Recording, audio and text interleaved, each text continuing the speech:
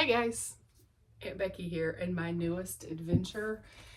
Oh, good God, this thing is gonna be so much fun.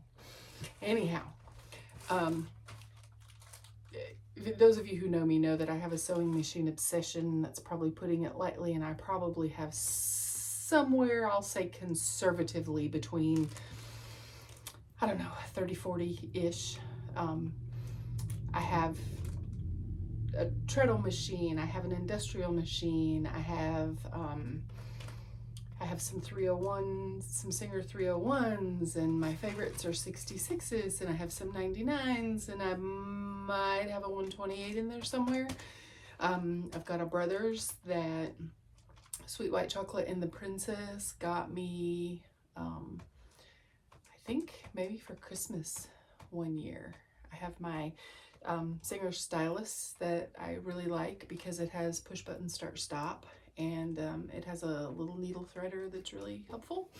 But anyhow, I digress.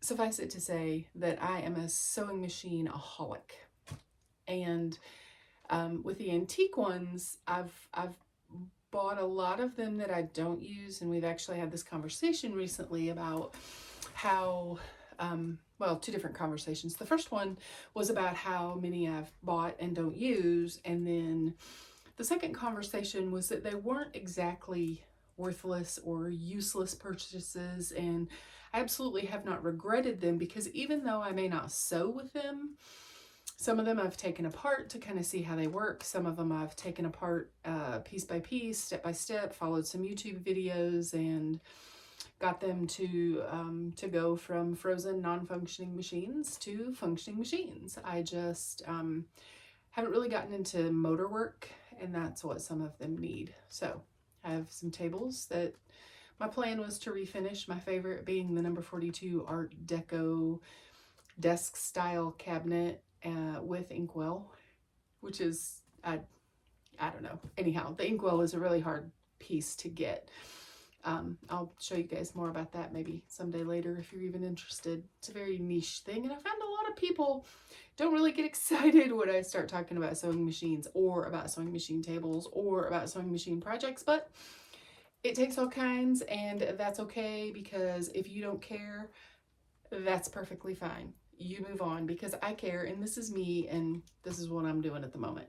But speaking of which, so you all know that I started making a t-shirt quilt, and I was talking and saying things about how the machine that I was using did not do everything that I wanted, and I was watching a couple of ladies do some quilts, and they had some features on some machines that were super high dollar machines, and of course I had envyitis and was talking to Sweet White Chocolate about it, and I had looked up a couple sewing machines to see just how expensive they are, and I would put it in the damn near cost prohibitive range for me, for us, for our budget, for, you know, what we got going.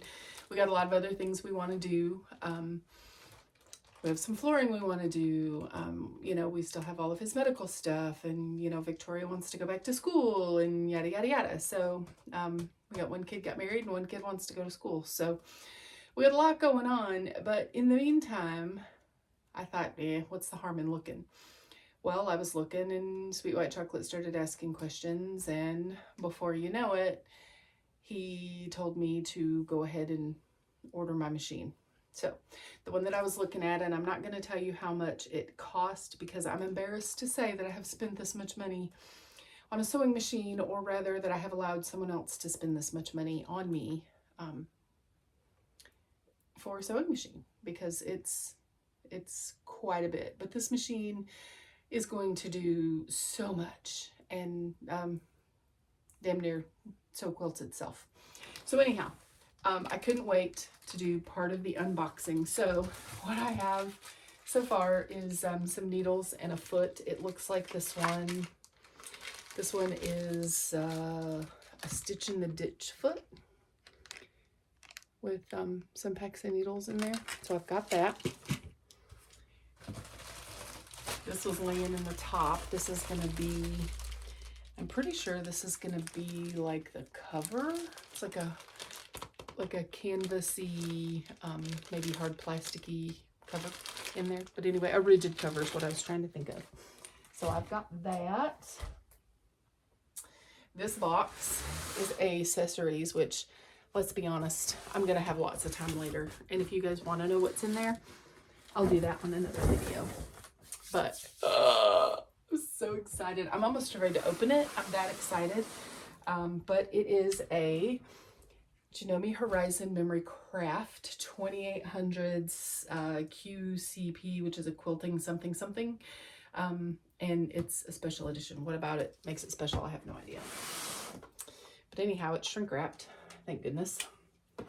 So, pardon me while we dive on in here and see what we got. There were some features about this particular machine that I really liked. One of them was, of course, I love the start-stop push button start-stop feature. But this one, I'm pretty sure is going to have a foot as well, in case I want to drive with one foot and sew with both hands. This one is going to have, the feature I was really interested in most was an automatic lock stitch feature. So when I sew a t-shirt quilt, for example, if I start a line in the middle of the block and then only go to the edge, I need to backstitch at the beginning and backstitch at the end. And because I like using the zigzag stitch, the machine I was using didn't exactly look the best. It made it look really jumbled up and not exactly clean looking like I want it to. So that's one of those things that I was interested in trying out with this machine. And actually, let me see if I can get this into better view for you. I love it. So I've got this sitting on my cutting table, actually ironing table. I set it up as an ironing stand, which I'll go through later. But I put my cutting mats on top, and I have two that cover it pretty well. And yesterday I had it all the way up to chest height, and I was actually sewing on it. I've sewn yet another bag that I'll obviously share with you all later, but not right now. Right now, it's all about this beautiful beast. Oh, I'm just afraid to open it because I'm afraid that it might be too much machine for me. It's going to be a heavy learning curve with this one. I know that. So the first thing, of course, that I want to do is find the manual. And I've already kind of thought this through a little bit. I think the manual might be on disc. And if it is, then because I don't have a printer at home, I'm going to go to the library and I'm going to see what I can do about just printing the whole thing off there, and I'll put it in a 3-ring binder because I'm a person who actually looks back through my reference manuals and my owner's manuals, like even for my vehicle, for things that we've tried to do on the boat when we've worked around on that. So I definitely want to have that handy, and I want to have that where I can get to it when I need it. If I have a question, then it's easier for me to go back through and flip through and find the resource, or if God forbid I forget how to thread the stupid thing. So I have a foot pedal. I have a, whoops, can't even hold on to it.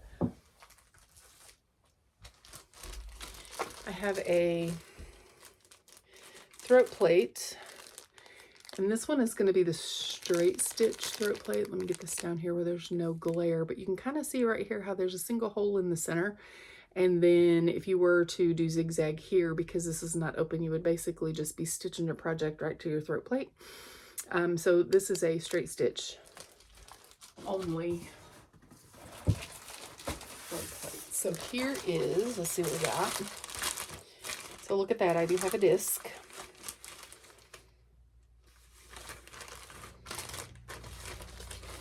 And I have an instruction book. Maybe not wholly, oh yeah, I'm not gonna show you that yet.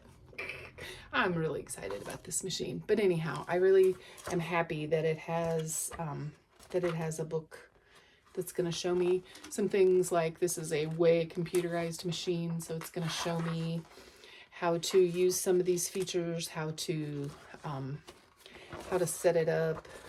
Check out that stitch guide. Holy crap, that's more stitches than I will ever use in a lifetime. But shows me kind of how to use the LED screen and how to set up some things. So can't wait to get into that. That'll be my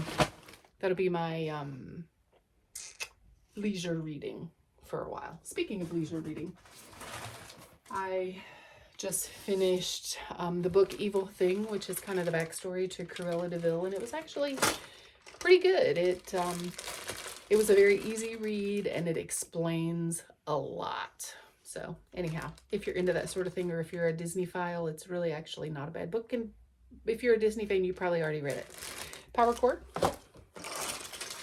Oh, lots of little accessories. So I have a seam ripper, the little spool cap. There's a couple different sizes of those in here. Got a pack of needles and a bunches and bunches and bunches of feet.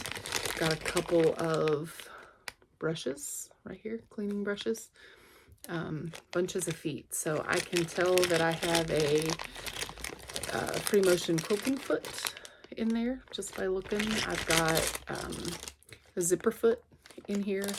I've got something that looks like a target that I've never used.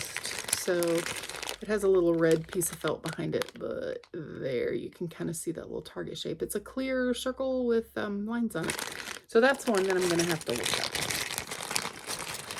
But that's a couple of bobbins, 3 or 4 bobbins in there. But this machine takes a class 15 bobbin, which is, I won't say universal, but I'll say very, very common. If you look at your bobbin, when you take it out of your machine, some of them are flat on top and some of them are have a little curve to them. The ones that have a little curve to them are actually a 66, and the ones that are the flat top are the 15s. So I have several bobbins that I already own that are gonna still work in this machine. Let's see. Ooh, knee lever. So I'm pretty sure this is going to be to be able to use my knee to raise and lower the presser foot. I don't believe this one is going to be to start stop, but I could be wrong, because like some of the old singers, even though this one's not a singer, some of the old singers actually had a little foot lever that looked very similar, kind of like a question mark, but you would put it in the machine into a little hole and it would actually insert it into the motor control, and then when you hit this with your knee and you push this over, it engages the motor. Anyway, I digress. All right, let me lower this back down a little bit, see if we can get this baby out.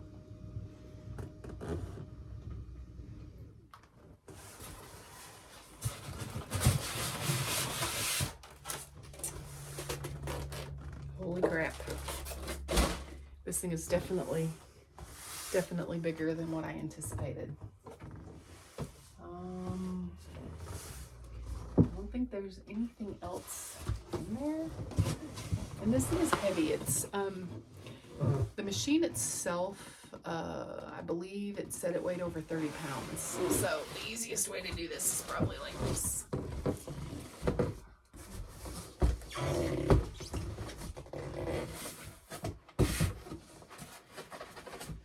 Okay, you guys ready? I know this kind of thing doesn't excite very many people. Probably most of you couldn't care less. But imagine if you were into motorcycles or bass boats or sports cars, or just fill in the friggin' blank. This is it for me. This is going to be so awesome and so amazing. I'm going to be able to do so many things on this machine that I haven't been able to do on the machines that I have. So there, you guys ought to be able to see. Let me move this box out of my way.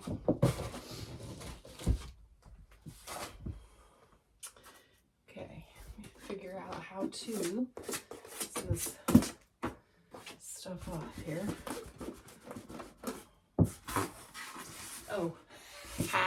You gotta be smarter than the styrofoam block. I'm trying to pull. It just pushes right out because it has this lip on the back that keeps it from falling out. All right, so